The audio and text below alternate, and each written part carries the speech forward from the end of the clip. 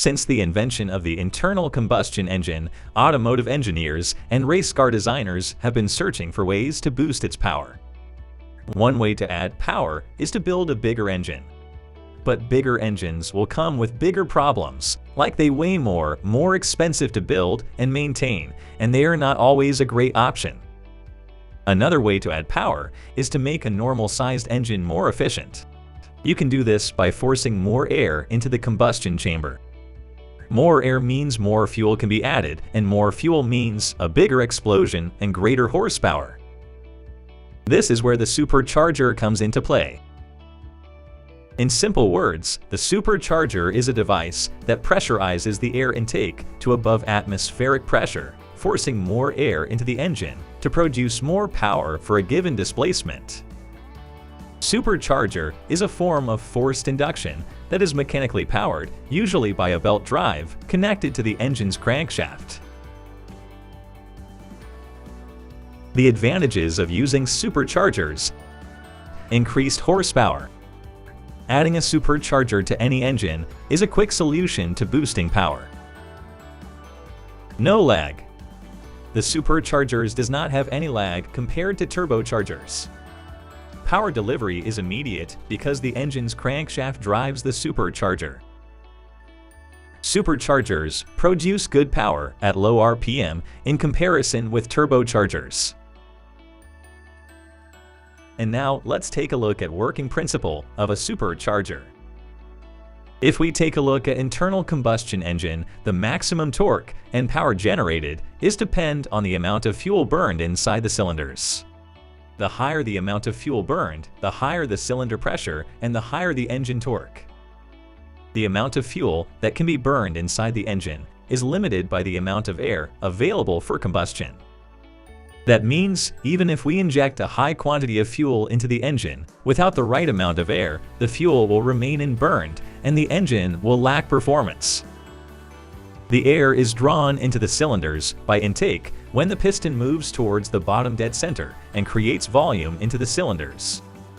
In this case, the mass airflow depends on the throttling of the intake manifold, and the air pressure is always less than atmospheric pressure. For a fixed engine displacement, by compressing the intake air to a higher density than the atmospheric air before entering the cylinders, will increase the engine's torque output. This is the primary purpose of a supercharged engine. It uses compressed air before cylinder intake to increase the torque and power output. By compressing the intake air, its density increases, which means that for the same volume, more air molecules are available for combustion. This means that more fuel can be injected, and hence higher combustion pressure is obtained, which translates into higher engine torque and power. But remember, you can't simply pump more fuel into the engine.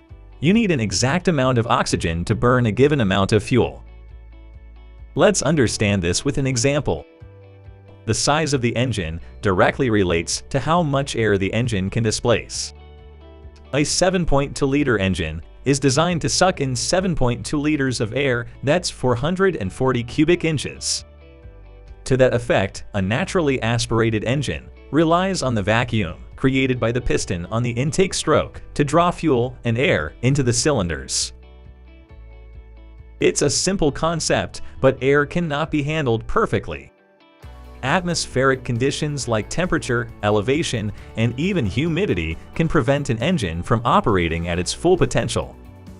This is where a thing called volumetric efficiency comes into play. Volumetric efficiency is defined as the ratio of the mass of air actually drawn into cylinder to the mass of air that ideally could be drawn into cylinder. Volumetric efficiency of 88 to 95% is about the average for two-valve engines.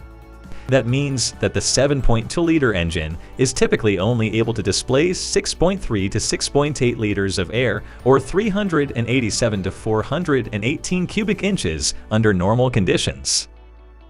When we add supercharge, it forces air into the cylinders instead of relying on a vacuum. That helps the engine to hit 100% of volumetric efficiency, and sometimes even more. This will allow you to burn more fuel and create more power. And now let's take a look at different types of superchargers, starting with Roots-type supercharger. In 1849, G. Jones of Birmingham in the English West Midlands having released a prototype supercharger.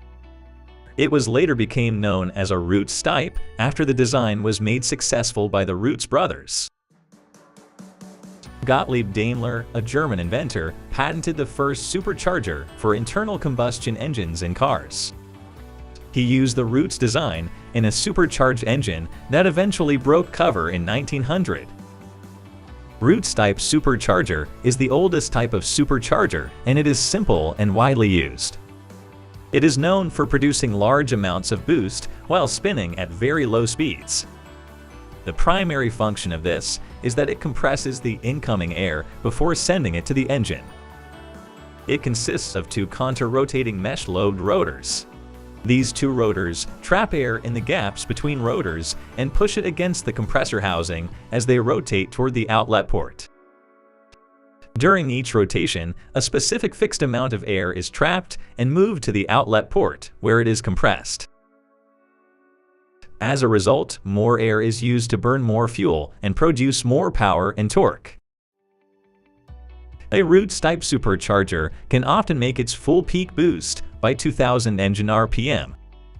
The significant disadvantage to the Roots-type supercharger is its thermal inefficiency, which robs power from the engine. Twin-screw supercharger. In 1878, the screw-type supercharger was patented by Heinrich Krieger of Germany. They are quite similar to the Roots-type blower as in the basic mode of operation. Compared to the Roots-type blower, the twin-screw supercharger is vastly more efficient since it moves a greater quantity of air inside the engine and is denser. Twin-screw supercharger uses an identical pair of spiral rotors, both in the shape of a screw. When viewed from above, the screws meshing each other produce multiple V-type chambers. By spinning these chambers shrink progressively, hence compressing the air, until it's fed into the engine. Then the air went through the intercooler and was pushed into the cylinder. The bypass valve is essential in the twin-screw superchargers because there is constant compression of air taking place at all times. The twin supercharger produces more horsepower throughout the entire RPM range than Root-type supercharger, although they need the ability to do that from the engine itself. Centrifugal supercharger. Louis Renault of France developed a centrifugal supercharger in 1902. It is a specialized type of supercharger that uses centrifugal force to increase the manifold air pressure.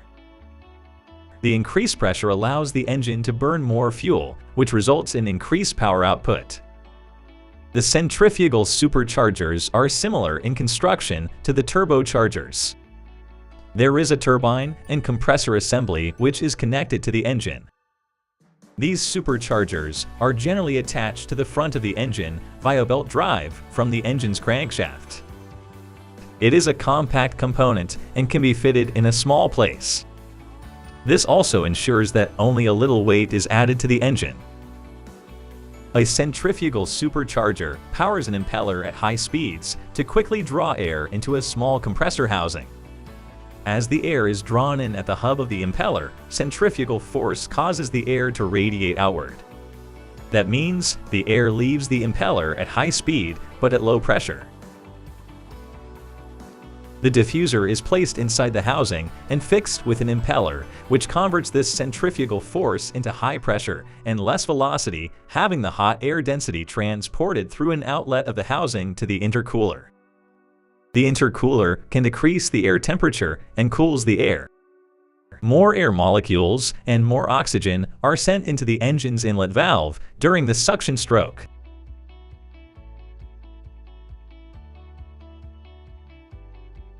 The centrifugal supercharger evolved during World War II with use in aircraft, leveraging the high airspeed into increases in speed and high-altitude performance. The higher an airplane flies, the lower the air pressure. For example, the air density at 30,000 feet is one-third of that at sea level, resulting in one-third as much fuel being able to be burnt in a naturally aspirated engine. Therefore, the power output would be greatly reduced.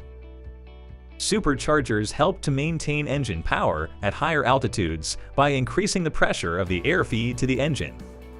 These superchargers in aircraft were also paired with turbochargers, known as turbo superchargers. Aircraft like the Grumman F-6F Hellcat, naval fighter, and Supermarine Spitfire interceptor that first used supercharging in order to climb higher and dive faster than Axis aircraft. Electric superchargers. Electric superchargers are significantly more recent than any other technology discussed so far. Instead of having the engines run the superchargers, they use an electric motor. These motors are controlled electronically based on multiple factors, such as load and RPM. They can be used for any vehicle as long as it has a way to power the electric motor efficiently. That means that the power output is enough to provide a meaningful performance increase despite the charging efficiency. Hence, they are used on hybrid powertrains that certainly do translating into free performance across the board. Given that it's a new technology, cars with such a system are rare, but their number is surely rising. The Audi SQ7 was the first production car to feature an electrically powered compressor.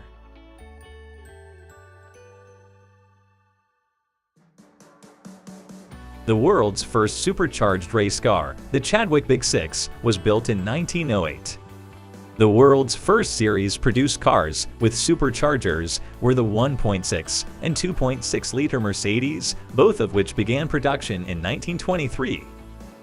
Supercharged racing cars from around this time included the 1923 Fiat 805 405, the Miller 122, the 1924 Alfa Romeo P2, and the Grand Prix season car from Sunbeam, the 1925 Delahaye, and the Bugatti Type 35C. Amongst the most famous supercharged cars is the Bentley 4.5-liter blower Bentley, which was introduced in 1929. So that's it. What do you think about these superchargers? Do you have one in your car? Let me know in the comments. Like this video if you found this information helpful, share it with your friends, and thanks for watching.